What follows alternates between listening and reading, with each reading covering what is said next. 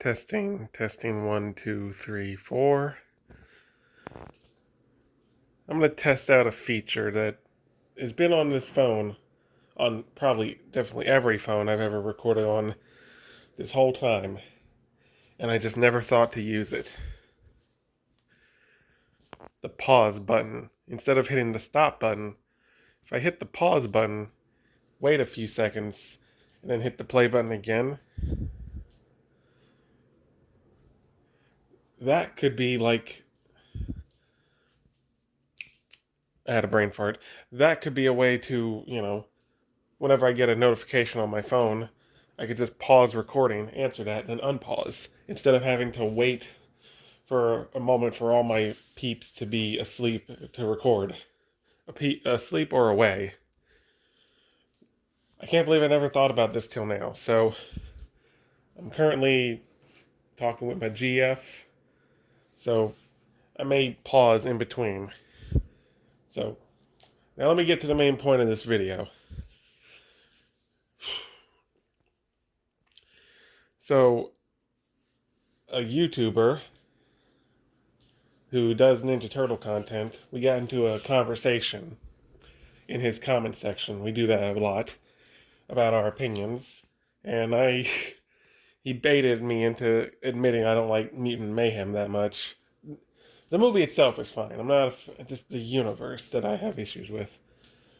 And I said I would list off all the problems in a video, because if I list them all off in the comments, it would be a really long comment. So here's all the problems I personally have. And this is just personal. If you like the movie, fine. If you like the show in the same universe as the movie, if you like that universe, fine, go ahead. It's just not for me. So, first problem, right at the beginning of the movie, Stockman. He dies before he ever even meets the Turtles. Iconic villain. In this universe, he never even meets the Turtles. Like, they set him up to be Stockman in the original comics was just insane, but from 87 and onwards, he's always supposed to be a tragic villain.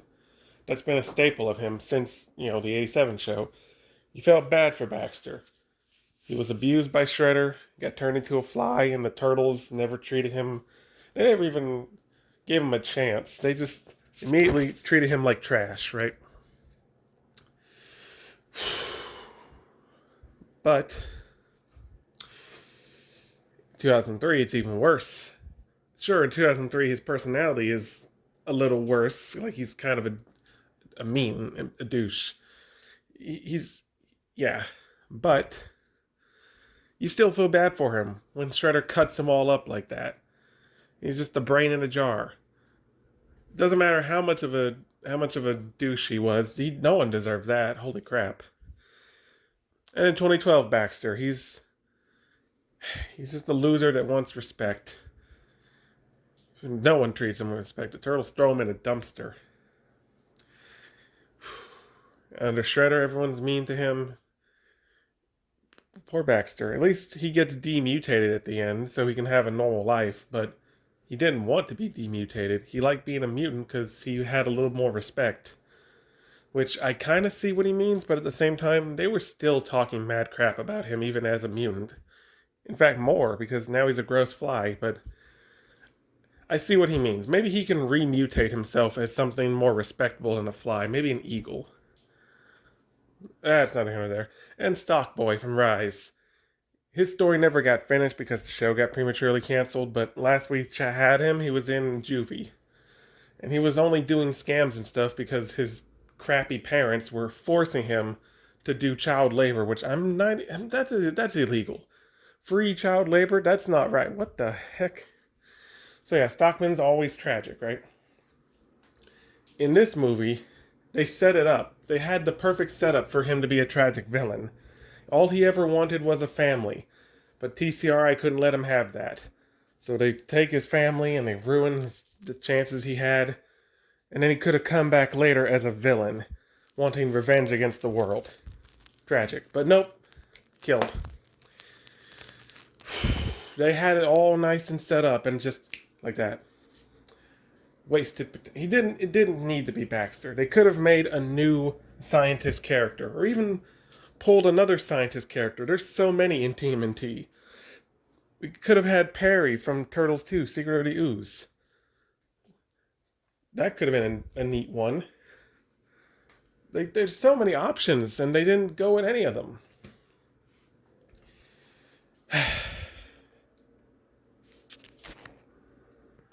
Okay, resume.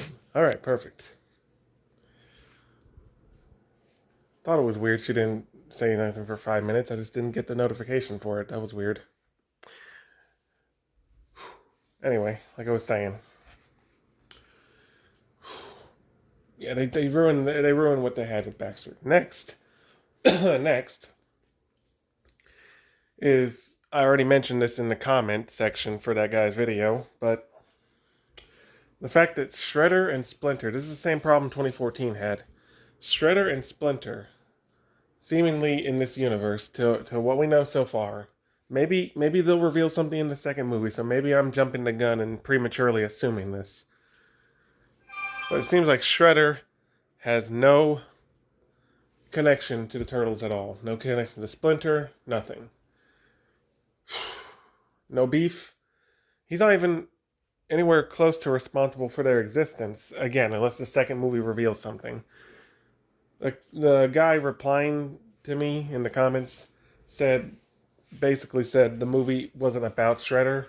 It was, so that's why it seem like the movie wasn't focused on Shredder. It was just the Turtles, so maybe that's why it seemed like that. They didn't drop any lore about Shredder. Maybe we'll get some lore in the sequel. Sucks we didn't get him in the show, but they were saving him for the sequel. But fingers crossed I'm wrong, and there is something with the backstory, but with the fact that this is another universe where Hamato Yoshi doesn't exist, I highly doubt it. It sucked when 2014 did it. Why'd they do it again? Hamato Yoshi's gotta be there. Either Splinter himself, or Splinter's the pet rat of Yoshi. Or here's something that has never been done officially, but I've had the idea to do it. Have Splinter be a student of Hamato Yoshi's that gets mutated into a rat. That's something that hasn't been done yet. They could have done something like that, but oh well. So if there's no Hamato Yoshi, how does Splinter train the turtles and learn ninjutsu? He learns from watching videos. I don't know if it's YouTube videos or just VHS tapes. The movie never says. But he learned ninjutsu from that, which is a little better than learning from a book. Everyone said learning from the book was stupid, and it is. Videos it makes a little more sense. Because, he in the original comics, he learned by watching Yoshi from his cage and mimicking the movements. It's just the same thing, but, it's on a screen. And it's after mutation. Hell, I could do that. I could just mimic the Ninja Turtles and learn ninjutsu that way, or at least something like that, but I still would have preferred if Yoshi existed, but the video method is a little better than the book, but it still doesn't feel right. Next, it seems like the only characters they got right out of Superfly's group is Bebop and Rocksteady, because those two are always meant to be like idiots, and Mondo Gecko. The rest seem like they're just them in name only. They don't share. They don't feel like the characters. Like, I get. And how can you have only one Punk Frog and Wingnut without Screw Loose? Scumbug without Anthrax makes sense. Those were never meant to be a duo, but it feels like they should be a duo. It just. The rest of them don't feel like, I don't know how to describe it. They don't feel like they're them. They feel like they only threw them in there because they're recognizable names. But you could literally switch them out with any other random mutant.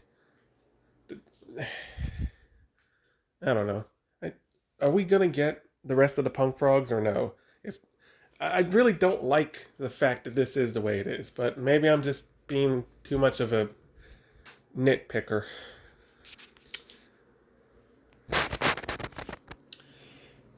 But even though they got Bebop and Bebop Rocksteady's personalities right, they didn't like. This is the first iteration where they didn't start out as human, which I guess is fine. But like,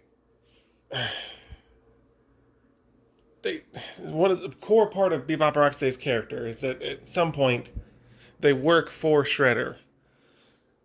In this universe, they got reformed and turned good before that could ever happen. That's a huge part of their character that's being left out because of that, and I don't like that. They weren't always supposed to turn good. In the 87, they didn't. But in 2012, they did. By the end, they reformed, they switched sides. And I think IDW... I don't know. I don't fully keep up with the story of IDW. There's a lot going on there. But I could have swore they turned good there, too. Because now the Turtles and the Foot Clan are okay with each other. And so that means the Bebop and Rocksteady are now technically allies? Again, I'm not going to divulge into that because I don't know the full story of IDW. Maybe I'm wrong. I could have swore Casey was friends with them now.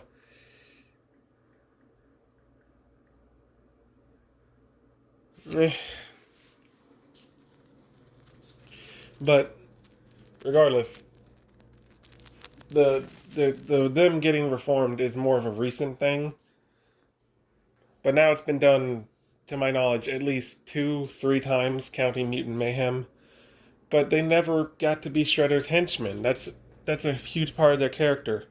That's like the Turtles never being raised by Splinter. I don't know. That just bugged me. That's a little minor thing, though. All my nitpicks are minor if you think about it. Like I said, this is my own personal nitpicks. You enjoy the movie, you enjoy the movie. Go ahead. And that's about it for the movie. So, yeah. I could go into the show, but I haven't seen all of it. But this was just supposed to be about the movie, not the show. The Hun in the show, not even the same character. That is an in name only. That is not the same character. That's a different character with the same name. They reused the name for a totally unrelated character. They did not do Hun right. Everyone gets on to 2012 for how they did their Hun. 2012 did their Hun better than this Hun. But that's neither here nor there. Again, maybe I'll make a separate video in the future about the show when I have fully seen it. Only about 4 episodes in. I just don't feel motivated to go back and finish that show right away because I'm just not a fan of that universe. But it is what it is. So yeah, that's all my nitpicks.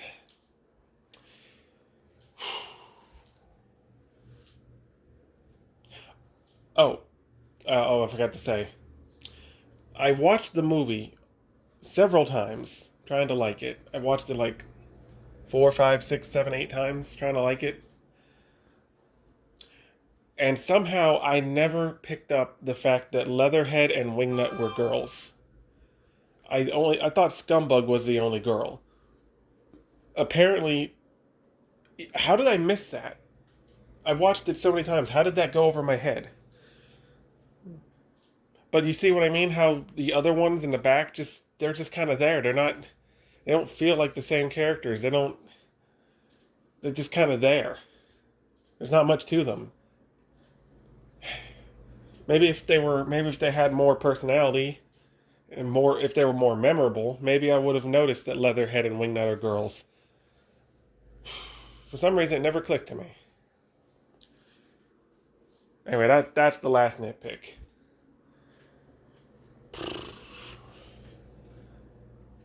So, yeah. That's about it. See you guys next time. Peace.